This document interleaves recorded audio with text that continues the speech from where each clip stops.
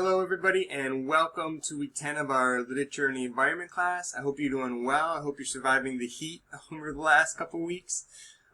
This week we are splitting our time up in a couple different ways. We're just going to spend a little time reading one more current essay article that connects to some of the themes that we've read this semester. You got a couple choices there. I'll profile those in a second. And then you're going to be looking at and considering your work for the final course essay, which is due next week on Friday. Now, there are two options for this assignment. I'm going to go through them both, and this week you're going to post your thesis and your outline for that assignment.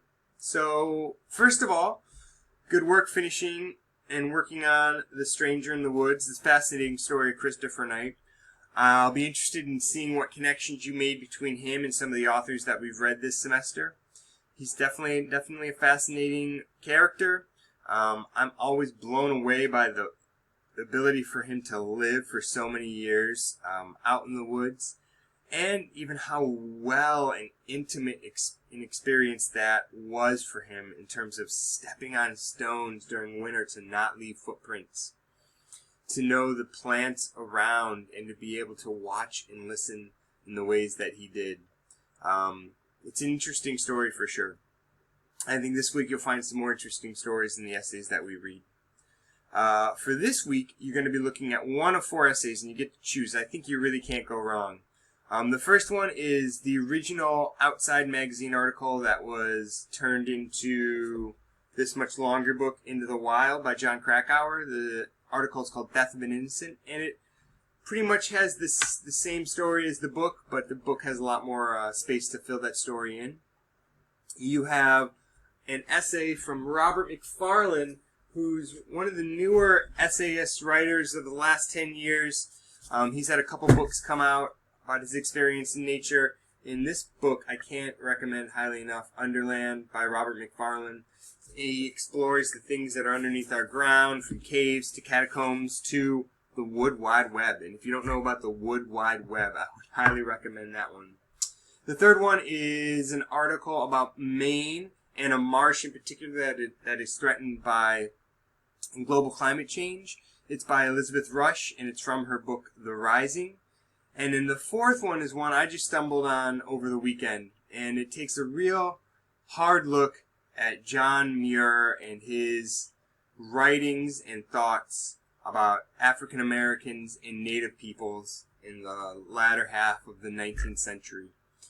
For somebody who loves John Muir, like myself, and loves his writings about nature, it's a pretty hard thing to read. He was certainly a product of his time in terms of racial attitudes and attitudes about Native Americans. But we also have to remember, too, that there were individuals during that time that knew some of those views were wrong, misappropriated, and damaging. And so if you're interested in John Muir and his views on race, I would highly recommend The Miseducation of John Muir, but it is a hard thing to read too if you love his writing. So you're going to choose one of those four. It'll just give you a little glimpse into what topics are out there in today's world of nature writing. We've been reading stuff that's pretty much focused on the latter half of the 19th century and the first half of the 20th century. This will give you a more little updated view. But I think what you'll see are the themes are similar.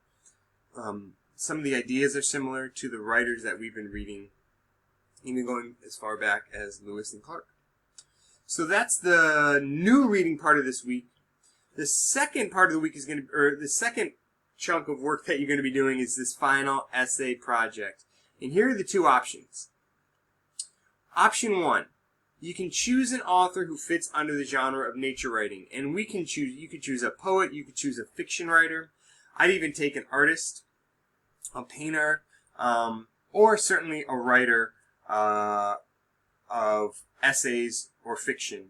I gave you a list right here that you can click on and go to, but I've also created a couple. You'll see one for Mcfarland and one for John McPhee. Now you can choose a reader from our anthology nature writing. You can also choose somebody that you've read in the past. I've had a lot of different authors covered on this assignment, and it's really up to you. I would choose somebody that you're interested in, somebody that you enjoy their writing. If there's somebody in particular that you like from this semester, maybe Barry Lopez, who wrote Apologia. There's some other Barry Lopez stuff you could choose from our anthology.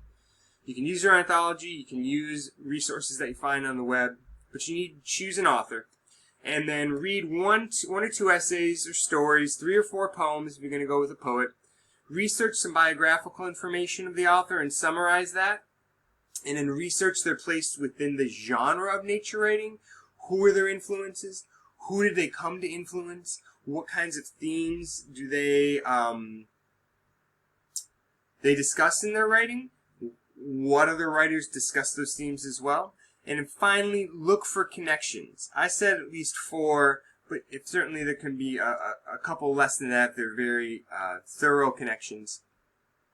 Find connections between that writer and somebody else we've read this semester. And it's a question I've been coming back to time and time again. So you've already written on this topic. Finding connections between the authors we're reading and the authors that we've read. So that's option 1. Option 2 is more theme-based. You're going to choose a common theme that multiple authors have looked at. Now, some of those themes that I posted are observing and classifying the natural world, encounters with and among creatures, dwelling in place, meaning how place affects the writer. You could look at certainly Entering the Wilderness by Wendell Berry as an example of that. Knowing nature, knowing ourselves. We've seen that a lot in the writers that we've read this semester. Edward Abbey certainly talked about how Moab and the Arches brought things out in him that weren't readily available before then. Saving and being saved by nature. Again, I'm thinking of Edward Abbey. And working with land and animals. Now, there are many common themes in nature writing genre, so you can develop your own, but you can use one that I've profiled here. And you want to choose 3 or 4 authors who've covered that theme, compare and contrast their ideas with within that theme. An interesting example that's not listed here might be the theme of hunting. And we've read a few different writers about hunting. Lewis and Clark talked about getting animals for sustenance, certainly of moose and moose hunting. By Burroughs, The Gifts by Nelson, and maybe even the rabbit incident, which a lot of people talked about and were not impressed with Abbey. You could look at those 4 different writers, present their ideas about hunting, and then discuss similarities and differences between those writers. So those are the 2 options. One is author-based, and the other is theme-based. And you can choose either one. I'm also open to other ideas if you have something that's really burning in your mind, or even if you read one of the authors from this week, say John Krakauer, and you want to read something else by him.